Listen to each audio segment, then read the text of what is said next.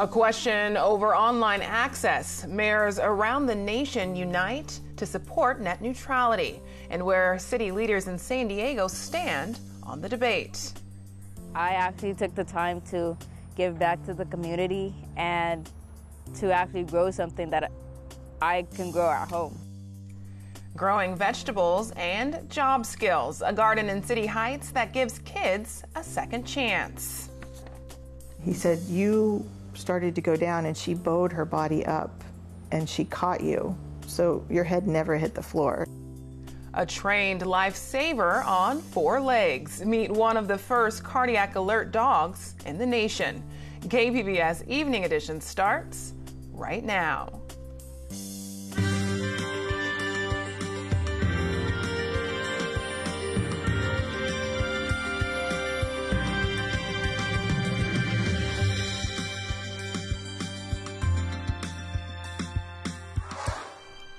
Good evening and thanks for joining us. I'm Ebony Monet.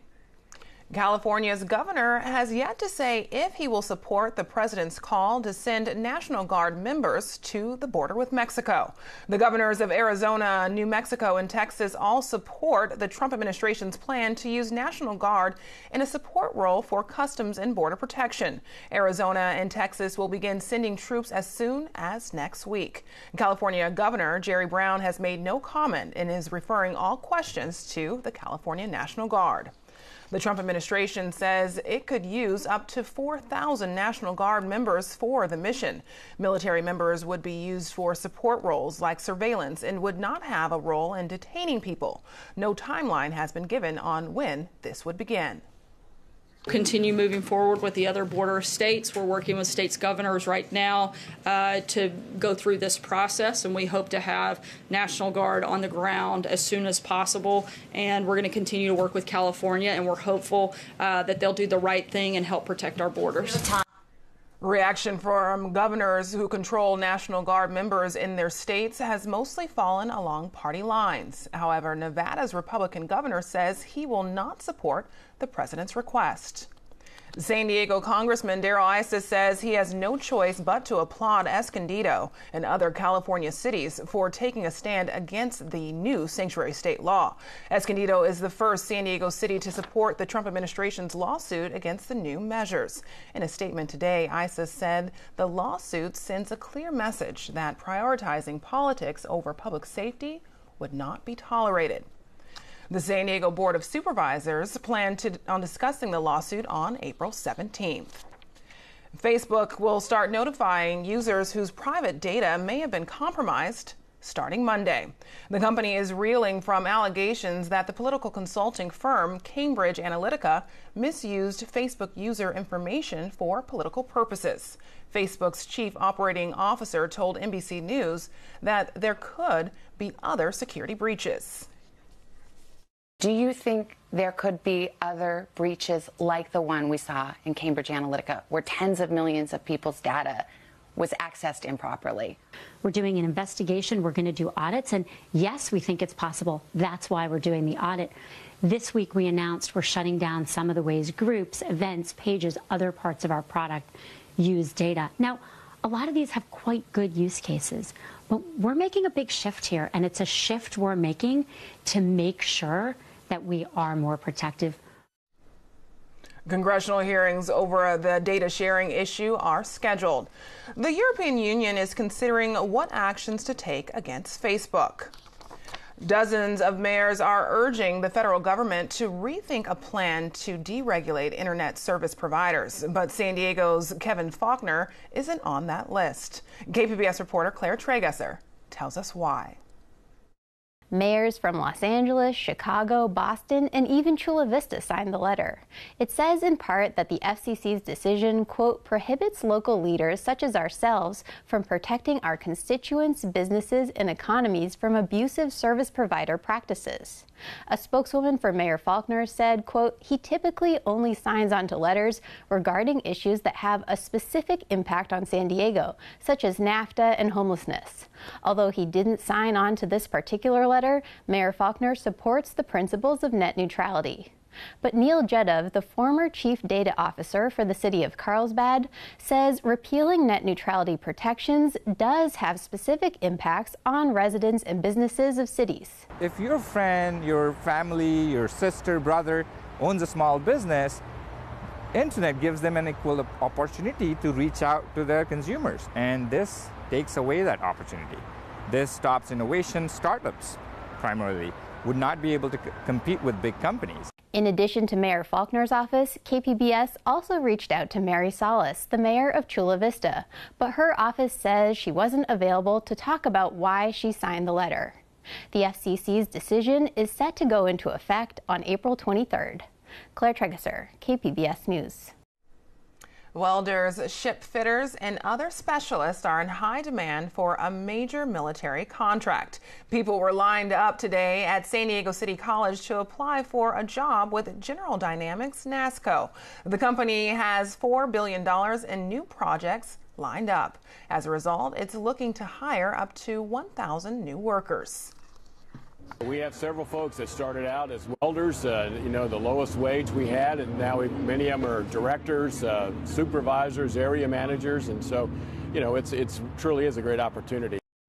NASCO says starting pay for many of the positions is about $14 an hour. The company expects the new government contracts will keep it busy for the next 6 years.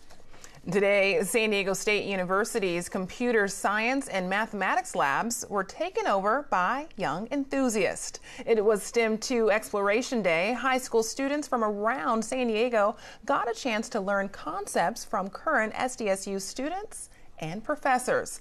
The hands-on workshops included lessons on the science behind waves and the basics of accounting. Event organizers say this event builds on community relationships. So a lot of these partner schools are partners with our SDSU Pre-College Institute Talent Search program or our Upward Bound program. Many of these schools who are here today have our service learning tutors in their classrooms, and they're already our partners. The day-long event included about 200 students from 12 San Diego County high schools. The goal is to teach students from underrepresented backgrounds about careers in STEM. Well, students at a City Heights garden are growing more than vegetables. They're planting the seeds for a possible career path. KPBS video journalist Chris Arciaga takes us behind the scenes of the Second Chance Youth Garden. Okay, so we're preparing this one, and then we're going to plant here and here. We want to give them practical experience, the on-the-job experience. It creates an opportunity for them to explore a variety of career pathways, not only in the how do we work together as a team and showing up on time, but also what are the skills that we've learned about gardens, what are the skills that we've learned about working together. I'm learning how to harvest, I'm learning how to grow plants that I never knew how to grow. Grab that. And then there's one right here. And this is a great environment where they're busy outside every day, but they're also learning those career-related skills that they can, with confidence, go to an interview in the future. I need a rake. I actually took the time to give back to the community and to actually grow something that I can grow at home. My mom, she got a new house, and I plan on planting stuff there. And it has like a big backyard, and she said I can put like flowers or vegetables so she doesn't have to go grocery shopping. It's presenting them the world of work. It's giving them a real opportunity to learn those skills, maybe get it wrong here. Getting it wrong is okay, because when they get it wrong, they learn about something and about themselves. So when they're in a real life situation in front of an employer, what they've learned here will really help them secure the beginning of their careers for their future.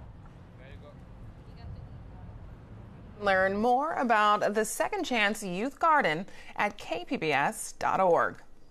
Teenagers can now go online to pre-register to vote here in California. The Secretary of State's office launched a new website today that will guide 16 and 17-year-olds through the process. Once pre-registered, a person would be automatically registered to vote on their 18th birthday. The Secretary of State's office says nearly 100,000 teens have pre-registered since 2016. Mother Nature rattled a bald eagle's courage. This is what happened yesterday when that 5.3 magnitude earthquake hit off the coast of Southern California. All that shaking scared off this mama eagle on the Channel Islands, and she left her chicks behind. No reports of damage from the quake. The eagle eventually flew back to her nest and her babies. The chance of rain this weekend has faded, but the wind will be an issue in the mountains and desert. Justin Pavic has details in tonight's forecast.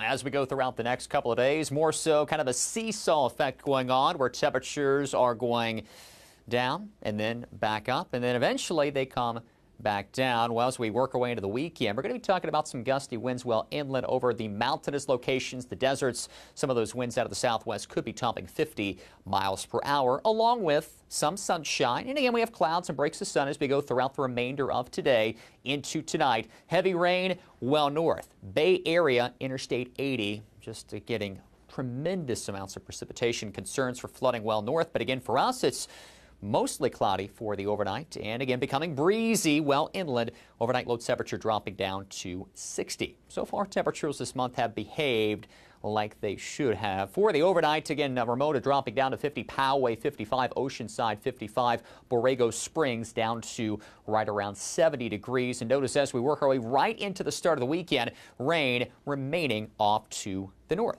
So clouds, breaks of sunshine here for your Sunday, but again, still looking at that low pressure off the coast, so no offshore flow yet. Temperature-wise, Poway 73, San Diego at 70, Chula Vista up to 68 degrees. But like I said, wind advisories in effect out toward Borrego Springs, also Mount Laguna. Winds again for some of the prone areas, higher terrain could be topping 40 to even 50 miles per hour. And we have weak high pressure aloft work its way in here later on this weekend into early next week, and that will promote a weak offshore flow. Warms us up at the coast. Look at this, lots of sun, mid 70s Monday into Tuesday. The same inland, of course, it's going to be even warmer as we're going to be pushing toward 90. The flow begins to switch around more onshore later on Wednesday and also heading into Thursday. So we'll peak in terms of temperatures for the mountainous locations by Tuesday. And notice into the deserts here, again, very gusty with the winds as we talk about Saturday and also into Sunday. And then the temperatures continuing their climb right on into early next week and remaining dry. For KPBS News, I'm meteorologist Justin Pavic. Back to you, Ebony. They say dog is man's best friend, and one service dog is living proof. Adele, a 13-year-old black Labrador retriever, is one of the first cardiac alert dogs in the country. From WGBH News, reporter Tina Martin shows us how she was a lifesaver for a Boston woman. This is Adele, a 13-year-old black lab and a literal lifesaver to Marty Harris. She has this presence to her. I used to joke that when I would walk down the street with her, people would get out of the way. Harris was born with a heart condition. It's acute malignant vasovagal neurocardiogenic syncope. It caused daily fainting spells, resulting in more than 30 concussions. And then you get a diagnosis and you try all of the normal things that would work for this condition. None of it worked for me. I have a very rare, complicated version of it. And at one point, the doctor said, "Marty, I'm sorry, but there's really nothing more we can do for you." Meaning she would struggle with fainting spells for the rest of her life. Then she heard of Canine Partners for Life and met Adele, who was a specially trained cardiac alert dog. She started alerting me right away. And in the beginning, every time she alerted me, I would lay down because I didn't know how severe it was. Adele served as Harris's early warning system, springing into action when she sensed a drop in blood pressure. Sometimes she just wants me to stand still, so she'll stand in front of me to keep me from moving for a few minutes. She's like a brick wall. I couldn't take a step. When I had to lay down, she would lay across me to keep me from getting up till it was safe, or she would go up under my legs to get the blood back to my heart faster. Once, according to Harris's husband, Adele was able to catch her mid-faint. He said, "You started to go down and she bowed her body up and she caught you. So your head never hit the floor. She caught you and lowered you to the ground." Harris only fainted twice in the 9 years Adele was on the job. And with her newfound security, she started living again. I was hiking up mountains and I was whitewater rafting and I was going on these great adventures with her that I probably wouldn't have done. But you're a happy girl. A few years ago, the duo got the attention of Marty's former neighbor and filmmaker, Melissa Dowler. This is an incredible story. I've never heard anything like what these dogs were capable of. I didn't even know there were cardiac alert service dogs. She decided to make a film about the pair, the story of Marty and Adele. What I realized is that we had documented an unbelievable love story. Marty and Adele's relationship, it's like soulmates. These days, Adele is a movie star who gets to spend her days lounging around the house. She retired 2 years ago and is now the family pet, only working now and then to supervise Hector, a 4-year-old yellow lab and Harris's current cardiac alert dog. She likes telling people what to do. Well deserved after a long career of service. You could read more about the Cardiac Alert Dog Program at WGBHnews.org. Animal advocates and engineers are debating dams and the best way to protect salmon. In tonight's Earth Fix report, reporter Courtney Flatt takes a look at one of the most controversial options. If you had to pick between dams or salmon, which would you choose? Dams provide hydropower, help control floods, and make rivers easier to navigate. But they also give salmon a hard time. Salmon have run in Northwest water since before people were here. But after people began building dams in the late 1800s, salmon numbers plummeted.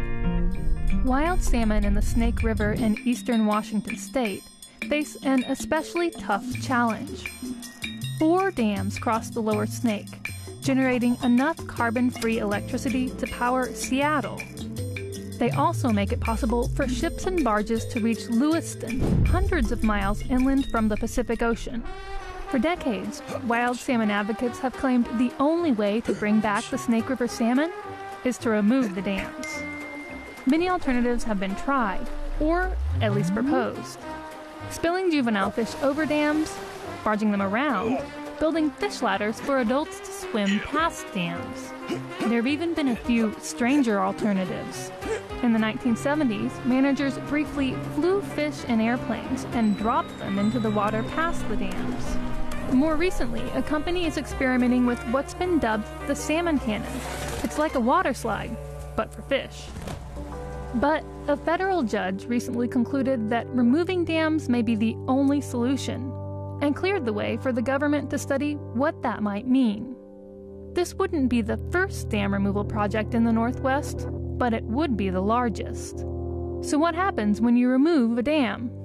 First, rivers become more unpredictable. Engineers wouldn't be able to control river levels and speeds, and ships and barges wouldn't be able to make it as far inland. Second, all that carbon-free power shuts down. Unlike wind and solar, hydropower is reliable. It provides steady power like a coal plant, but without the emissions. Steady power sources are hard to replace without using fossil fuels or nuclear energy. Third, fish come back.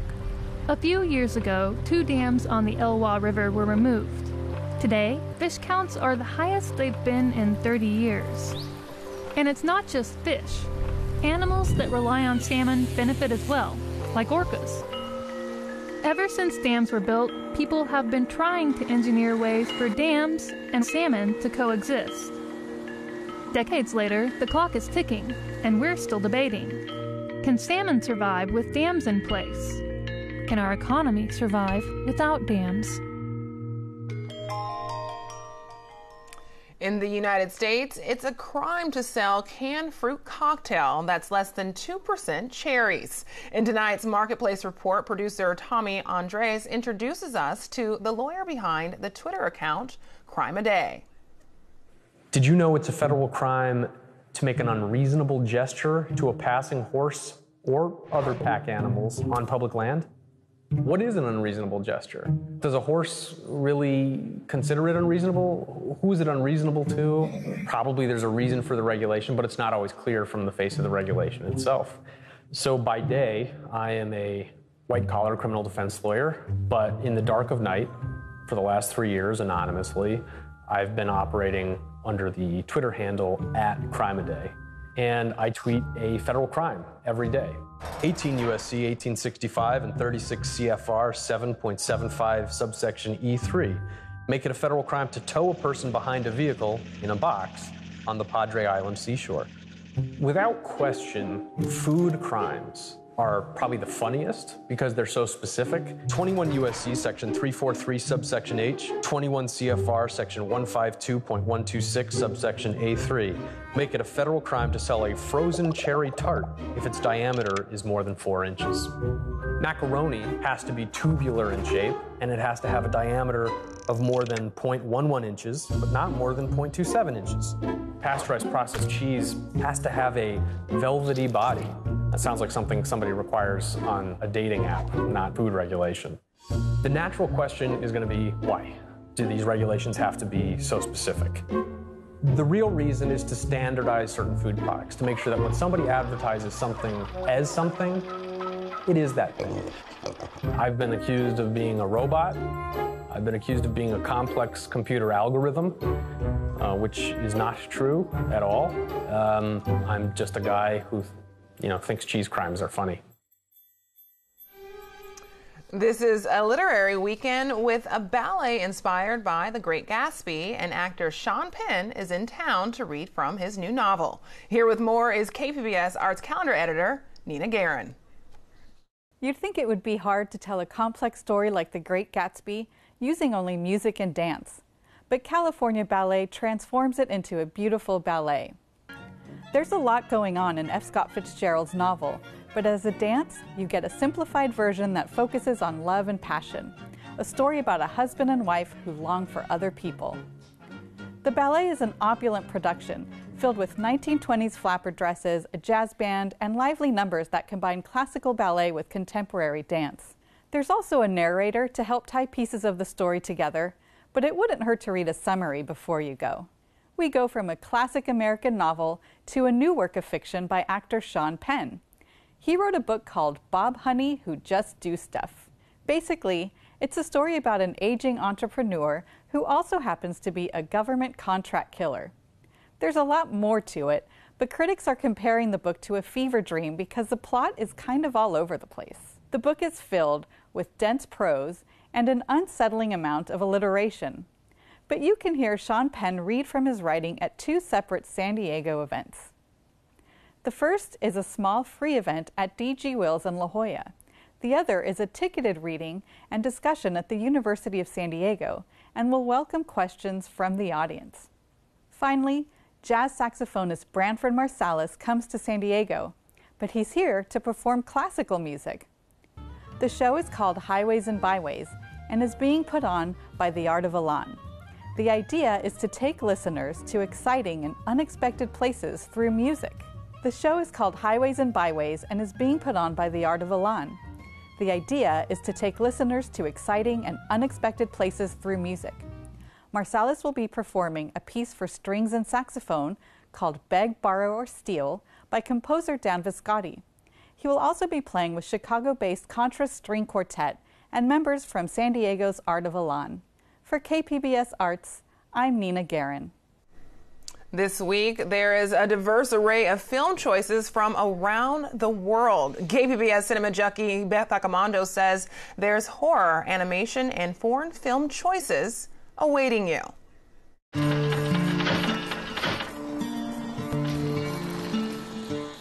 A Quiet Place gives us a future where aliens rule the Earth, and the only way to be safe is to not make a sound. Writer-director John Krasinski delivers a clever premise and a wicked cool monster. But his film lost me when Emily Blunt's character gives birth in absolute silence, with the baby somehow knowing not to make a peep. Plus, it's distracting to have the post-apocalypse look designed by Martha Stewart for a hipster family on a paleo diet and with plenty of time for craft projects. A Quiet Place is frustrating because it does some things exceedingly well, but then strains credibility beyond the breaking point. It's not surprising that a film critical of Iran would have to be made outside of the country. Tehran Taboo is a German-Austrian co-production made by German-Iranian filmmaker and animator Ali Suzandi. The film focuses on a quartet of modern-day Iranians who try to navigate through their country's restrictive culture. The film employs rotoscope animation to tell its story. This technique involves animators tracing over live-action footage, frame by frame, to create a fully animated movie that has a unique beauty and appeal. The film also boasts complex and nuanced characters driven by conflicting emotions and constant struggles. Tehran Taboo manages to be both tragic and wryly funny as it explores social, cultural, and political issues of modern Iran, with particular focus on how difficult it is for women to live in a society where men have all the power. Foxtrot is a tone-shifting tale that dances on the edge of magic realism before pulling us abruptly back into a harsh reality. Foxtrot is slow and emotionally complicated, but it works a spell on the viewer as it raises questions about the Middle East, cycles of violence, and unwinnable conflicts. On one level, it's bleak and full of despair. And on another, it's rich in sardonic humor that turns a critical eye on contemporary Israel. Beth Accomando, KPBS News. You can find tonight's stories on our website, kpbs.org/evening edition. Thanks for joining us. Have a great night.